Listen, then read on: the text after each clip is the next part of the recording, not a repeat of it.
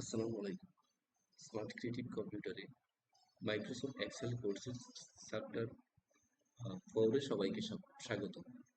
Chapter 4 আমরা আজকে আহ, বেশ কয়েকটা ফর্মুলা দেখব। সমজাতীয়, নাম্বার 1 কাউন্ট এবং নাম্বার 2 কাউন্টটা, নাম্বার 3 কাউন্টিভ এবং কাউন্ট ইফস, আর হচ্ছে কাউন্ট ব্লক। এই 5টা ফর্মুলা কিভাবে কাজ করে এই জিনিসটা আমরা দেখব। ফার্স্ট অফ অল আমরা দেখি মানে এই কাউন্ট যে ফর্মুলাটা আছে এটা কিভাবে কাজ করে এটা দেখার জন্য আমাদের প্রথমেই দরকার, আমি সাপোজ যে এখানে লিখলাম টাকা।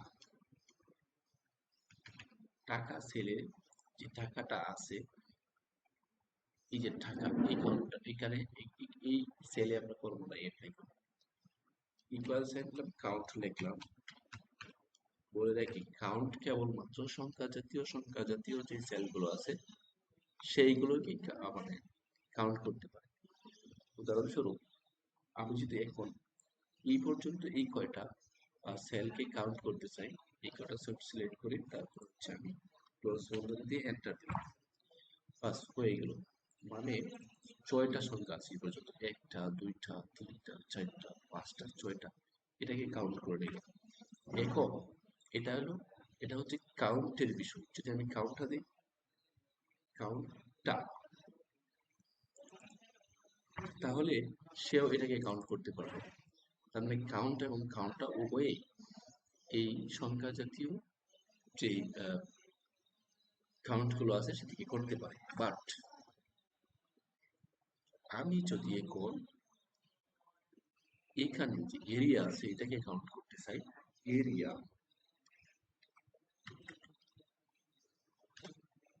তাহলে দেখি আমি আবার সেল কাউন্ট ইকুয়ালস দিলাম, ইকুয়াল টু এন্ড কাউন্ট দিলাম।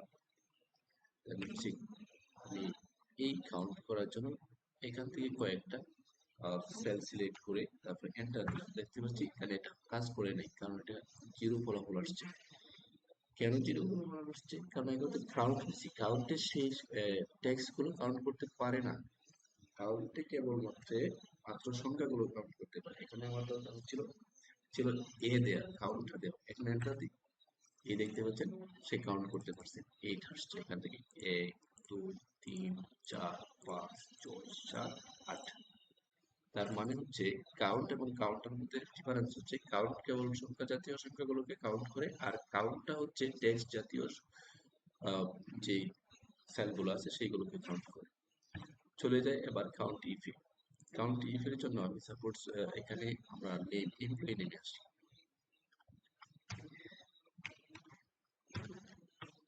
এমপ্লয়ি নেমে আমি এই ফর্মুলাটা ইউজ করব।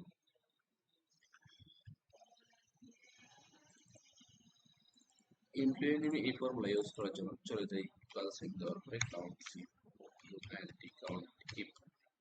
কাউন্ট ইফে ক্লিক করার পরে দেখতে পাচ্ছি যে এখানে একটা রেঞ্জ আসছে। রেঞ্জ হচ্ছে সাপোজ আমি চাচ্ছি কি, আমি চাচ্ছি এই যে নেম যে রেঞ্জটা আছে এটা একেবারে টোটাল, আমি টোটালটাই সিলেক্ট করে দিলাম এই পর্যন্ত। এই রেঞ্জ সেলে আমি কাউন্ট করব, মানে কাউন্ট ইফ, যেহেতু কন্ডিশন দেওয়া আছে ইফ মানে কন্ডিশন, তাহলে এখানে একটা শর্ত থাকবে।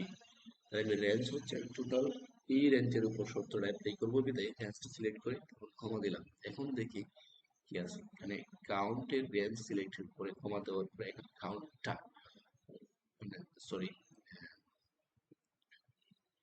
রেঞ্জ সিলেক্ট করার পরে এখানে এটা হচ্ছে ক্রাইটেরিয়া। ক্রাইটেরিয়াটা কি হবে? ক্রাইটেরিয়াটা হবে যে এখানে এই যে সেলগুলো আছে এই সেলে, সাপোজ আমি একটা নাম, সাপোজ আমি এই নামটাকে ধরলাম, এই নামটা কতবার আছে এটা আমি জানতে চাচ্ছি।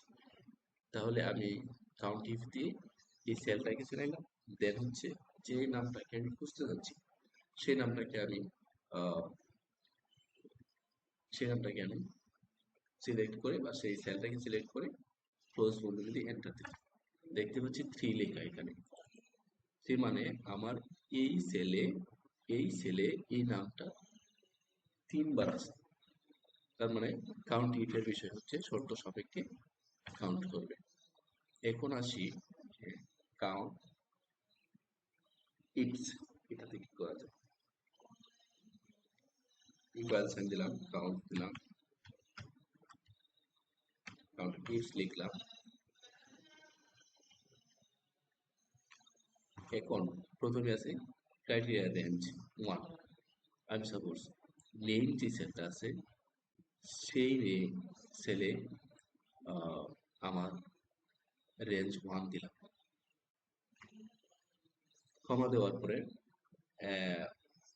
আসছে ক্রাইটেরিয়া, মানে এই রেঞ্জে ক্রাইটেরিয়া হচ্ছে কাকে খুঁজছি। সাপোজ আমি এই রেঞ্জে এই নামের এগেনস্টে আমি তথ্য বুঝবো, তাহলে আমি এই সেলটাকে সিলেক্ট করি। এগেইন আমি এখানে কি দেবো, কমা দেবো। তারপরে হচ্ছে criteria range 2। Criteria range 2 area, area রেঞ্জটাকে আমি সিলেক্ট করলাম। এরিয়া রেঞ্জটা সিলেক্ট করার পরে এরিয়া রেঞ্জ সিলেক্ট করার পরে আমি ক্ষমা দিলাম। এরিয়া রেঞ্জটাতে আমি এই নামের সাপোজ এখান থেকে যে কোনো একটা, সাপোজ আমি এই যে এটা নিলাম, এটা কতবার আছে এই রেঞ্জে, এটা করতে যাচ্ছি, তাহলে এটা কতবার আছে এটা সে খুঁজে দিবে। আমি ক্লোজ করলাম, দেন এন্টার দিলাম। এই যে এটাকে খুঁজে দিচ্ছে সে, আহ, এটাকে সে খুঁজে দিচ্ছে, এটা কতবার আছে এটা সে খুঁজে বের করে দিচ্ছে। তো এটা আছে এখানে 2, মানে 2বার টোটাল। এই ময়মনসিংহ কথাটা এখানে 2বার আছে, টোটাল 2বার আছে এই নামের এগেনস্টে, মানে যে নামটা আমরা সিলেক্ট করছিলাম এই নামের এগেনস্টে, ইমরান এই নামের এগেনস্টে টোটাল 2বার আছে। এই জন্য এটা 2 আসছে, 2বার আসছে। এটা এই যে একটা একবার, আরেকটা এই যে এটা 2বার। তার মানে এটা হচ্ছে আমি এটা ফর্মুলা ইউজ করলাম, কাউন্ট ইফ। এখন কাউন্ট ইফস গেল, তারপরে এখন আসি ফাইনালি যেটা হলো কাউন্ট ব্ল্যাঙ্ক। কাউন্ট ব্ল্যাঙ্কের যে কাজটা সেটা কি, সেটা হচ্ছে যে চলে আমি একটু সরাসরি দেখি কাউন্ট ব্ল্যাঙ্ক। কাউন্ট ব্ল্যাঙ্কে আমরা টোটালি এই সেলে, যে কোনো একটা সেলে, এই সেলে আমি কতগুলো রেঞ্জ ব্ল্যাঙ্ক আছে এটা বার করতেছি, খালি আছে। তাহলে ক্লোজ করলাম, দেন এন্টার দিলাম। এখানে দেখতে পাচ্ছি 3 আসছে, তার মানে 3বার, একবার, একটা, দুইটা, তিনটা, এই 3টা রেঞ্জ খালি আছে, এটা সে শো করলো, মানে এটা সে দেখলো। তার মানে আমি কোন জিনিসটা করলাম, এটা করলাম, মূলত এটা করলাম,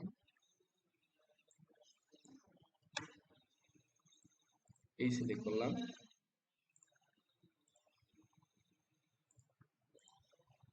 কাউন্ট ইফস, এই সিলেক্ট করলাম,